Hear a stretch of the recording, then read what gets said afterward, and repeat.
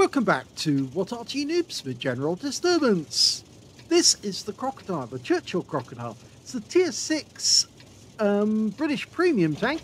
It's located on the westbourne of Paris, and this one is under the command of Andromeda of No Retreat, No Surrender, and he's a regular on our channel. Now he's armed with a 75mm main gun, capable of 140 alpha, and with standard AP, it'd be capable of penetrating 140mm of armour. But with the premium ammo, you can see here 208mm of pen, so it does go up considerably with the APCR. And with the HE rounds, it's only 190 alpha and 38mm of pen. Now this tank normally was used on D-Day, and it actually came in for the D-Day celebrations. The Crocodile was the flamethrower variety of Churchill tank, and they normally carried a trailer behind them which would carry all the fuel and the propellant to spurt gasoline at the enemy. Now we're headed off over to the bridge, and we're almost there. Standard reload for this tank is 4.12 seconds, and we can see Andromeda's got it down to 3.65. Let's see how much damage you can do to the enemy. Tier 6 game, only Tier 6 tanks.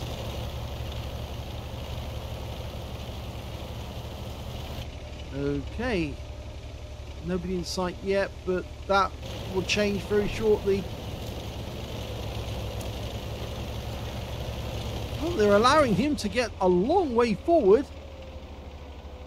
A couple of our fellow tanks have actually moved up to our right, so it could be that the enemy's going to be around the corner, or are they?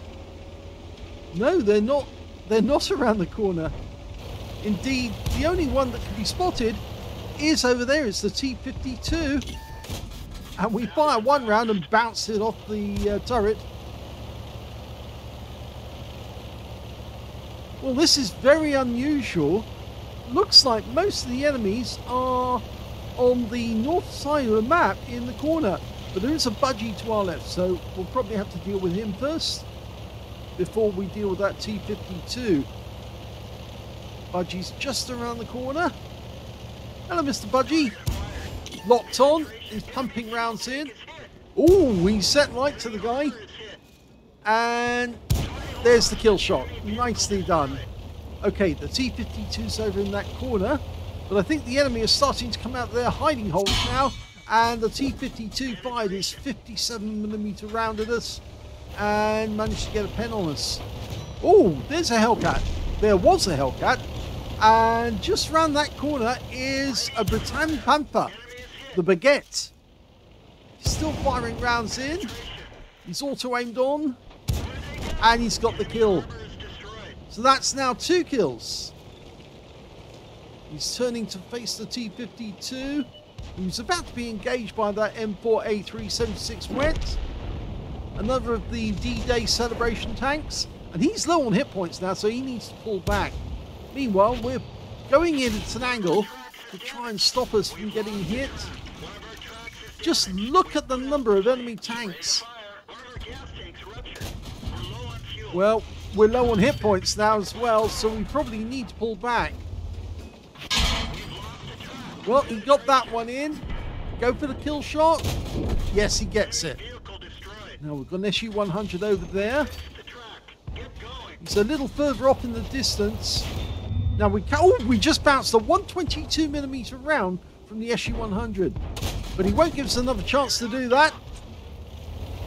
Or we won't give him another chance. Okay, now we've got the VK-36. Oh, we took that guy down. There's only one enemy left. It's the Arty, the Hummel. And would you believe it, this is only the second game that Andromeda's played in this tank, and he's already won it. And he managed to get 5 kills. Well, that was a pretty incredible game, because it was only his second battle in this particular tank. It's so new that it actually hasn't been recorded in the Salty Jedi website yet, so we don't have the picture or the name of the tank, but it definitely is the Churchill Crocodile. It's the first time he's got a second-class tanker in this game, because he got the scrolls underneath when he got the second. He also got a fighter badge for getting at least 4 kills. He got 5, one short of getting a top gun and 1/3 of the enemy team. He got a shell proof for blocking more damage than hit points to his own vehicle and surviving the battle. Master gunner for getting 5 armor penetrating shots in a row. He also got a duelist for taking down 2 tanks who damaged him. And he got a hand of God for surviving the battle, having received damage from at least 4 different enemy tanks. On top of that, he blocked a 122mm round, which should have put him out of the battle straight away. And that earned him a Spartan medal when the SU-100 fired that round at him and failed to penetrate. He also got the steel wall for blocking the most damage in the game, at least 11 hits, over 1,000 hit points of damage. And his win rate was 1,947, which is very good indeed. Let's have a look at team score and see where he is. Well, he didn't get the highest damage in the game because the Juno did that with 2,048 hit points of damage. Second highest was the Basotto, who earned 1,382. And the third highest was, I think that's the M4A3 with the 76 wet, and he managed 1,214. We can see that Andromeda got 1,003. But despite that being way down the table, he actually beat all of the enemy team. And there were 6 players ahead of him, so he's actually 7th place on damage. When it came to kills, though, he's the high scorer because he got 5 kills. 4 kills went to the Baguette, and everyone else I've got 1 kill or nothing. And when it came to base XP, he's in 2nd place, just displaced by the Baguette, who got 956. And we can see Andromeda got 939, with 3rd place going to the Juno, who managed 827. He fired only 16 rounds in the game, but he got 13 direct hits and 11 penetrations. Mind you, he was using a PCR, and that is kind of expensive. He did damage of 1,003 hit points, of which all of it was at close range. 13 hits received from the enemy, only 6 penetrated, 7 non-penetrations, 1,275 hit points of damage blocked by armor. 1 enemy vehicle spotted, 6 enemy vehicles damaged, 5 killed, 618 hit points of spotting assist. Now, he did earn a loss on a free-to-play account of 23,632 credits, and that's mainly down to the ammunition, because of course he did fire nothing but APCR, and it is slightly more expensive. He also managed to make a profit of 2,066 base experience, well, not base experience points, but experience points out of the game, so certainly that's going to help to train his crews, and the battle only lasted 4 minutes, 1 second, but it wasn't a 15-0 battle. As you can see, they did lose a couple on their team, which made it 15-2. But very interesting game all the same, and it just shows that in the right hands, the Churchill Crocodile, rather, I should say, is actually quite a powerful tank.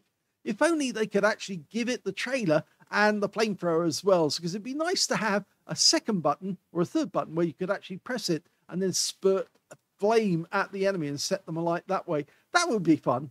I really enjoy that, especially if you could set fire to buildings and watch them crumble. Anyway, I hope you enjoyed that replay. If you did, please give this video a like. Do subscribe to our channel. Leave a little comment down below because it feeds the algorithm. And thank you for watching.